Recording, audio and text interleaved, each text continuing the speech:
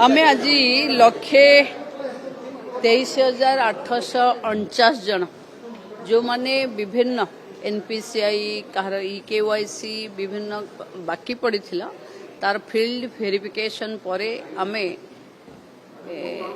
62 कोटी टंका आज महिला मानक खाता को गला भावुची आहुरी लक्षे जो आमर बाकी अच्छी तार फील्ड वेरिफिकेशन सरला परे पुणी जेते जल्दी फील्ड वेरिफिकेशन सरीबो सेते जल्दी पुणी से मानको मिल जिवो। देखो सुभद्रा रे जहाँ गाइडलाइन अच्छी से गाइडलाइन आधार रे फील्ड रो जो माने विभिन्न जिल्लार आज जिलापाल माने जोड़ी होते विभाग सेक्रेटरी और समस्त अधिकारी माने थिले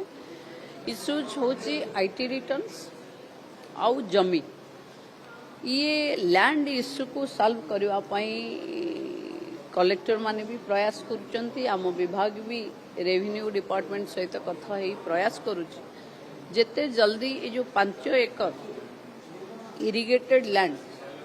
थिले सुभद्रा मिलबनी एटा बहुत जगार पेंडिंग रही एटार गोटे एंड पॉइंट को हमको नबा को पड़िबो तो सेप्टेम्बर पूर्वर जब पुणी दिया हम राखी पूर्णिमा पूर्वर से पूर्वर या सारिबा